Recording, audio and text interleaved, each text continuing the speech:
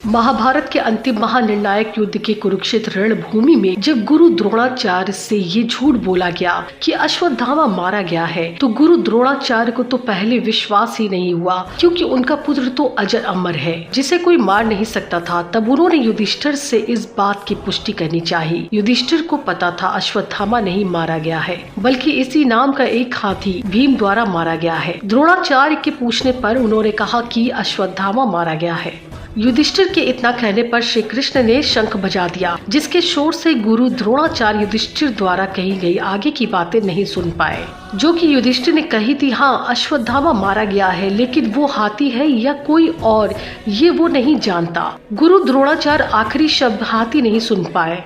उन्होंने ये सोचा कि उनका पुत्र अश्वत्थामा मारा गया। ये सुनकर उन्होंने शस्त्र त्याग दिए और युद्ध भूमि में आंखें बंद करके शोक में डूब गए। यही मौका था जब द्रोणाचार्य को निहत्था जानकर द्रौपदी के भाई धृष्टद्युम्न ने तलवार से उनका सर काट डाला। जब ये बात अश्वत्थामा को पता चली कि उनके पिता को छल से मार दिया गया है, तो उसने क्रोधित होकर पांडवों के समूल नाश करने की शपथ ली। अपने पिता के मारे जाने के बाद अश्वत्थामा बदले की आग में जल रहा था।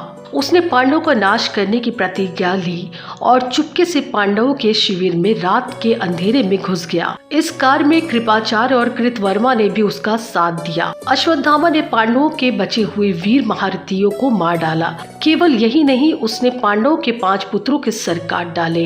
पुत्रों की हत्या से दुखी होकर द्रौपदी विलाप करने लगी। उसने पांडवों से कहा कि जिस मणि के कारण वो अजर अमर है, उस मणि को उसके मस्तक से उतार लो। अर्जुन ने जब ये भयंकर दृश्य देखा तो उसका दिल दहल गया। उसने अश्वत्थामा के सिर को काटने की प्रतिज्ञा ली। अर्जुन की प्रतिज्ञा सुनकर अश्वत्थामा वहां से भाग निकला। 5 पांडव और श्री कृष्ण अश्वत्थामा के पीछे चल पड़े। अश्वत्थामा को जब ये पता चला कि अर्जुन और श्री कृष्ण उसे पकड़ने के लिए उसके पीछे आ रहे हैं, तो वो वेदव्यास जी के आश्रम जा पहुंचा। तभी वहां पर अर्जुन और श्री कृष्ण भी पहुंचते हैं। उन्हें देखकर अश्वत्थामा ने एक कुश को निकालकर मंत्र पढ़ने लगता है और उस कुश को ब्रह्मास्त्र बनाकर अर्जुन पर छोड़ता है। ये देखकर श्री कृष्ण और वेदव्यास जी अचंभित हो जाते हैं। तब श्री कृष्ण के कहने पर अर्जुन भी ब्रह्मास्त्र का प्रयोग करते हैं। ये देखकर वेदव्यास जी घबरा जाते हैं और वो अपने बल से दोनों के ब्रह्मास्त्र को बीच में ही रोक कर कहते हैं कि अपने अपने ब्रह्मास्त्र वापस लो, अन्यथा इस पृथ्वी का विनाश हो जाएगा। अर्जुन तो अपना ब्रह्मास्त्र वापस ले लेते हैं, परंतु अश्वत्थामा कहता है मैं ऐसा करने में असमर्थ हूँ। तब वो उस ब्रह्मास्त्र का रुख अभिमन्यु की पत्नी उत्तरा के गर्भ में पल रहे शिशु पर छोड़ देता है। ये देखकर सभी हैरान और क्रोधित हो जाते हैं। ये देखकर श्री कृष्ण अश्वत्थामा से कहते हैं उत्तरा को परीक्षित नामक बालक के जन्म का फल प्राप्त है।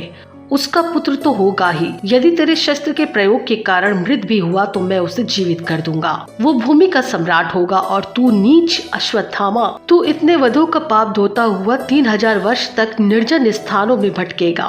तेरे शरीर से सदैव रक्त की दुर्गंध आती रहेगी और तू अनेक रोगों से ग्रसित रहेगा, लेकिन कोई भी व्यक्ति तेरी मदद नहीं कर पाएगा। तो मित्रों, इसके बाद श्री कृष्ण सूक्ष्म शरीर धारण करके उत्तरा की कोख में पल रहे परीक्षित को बचाते हैं और आगे चलकर परीक्षित ही हस्तिनापुर का सम्राट घोषित होता है।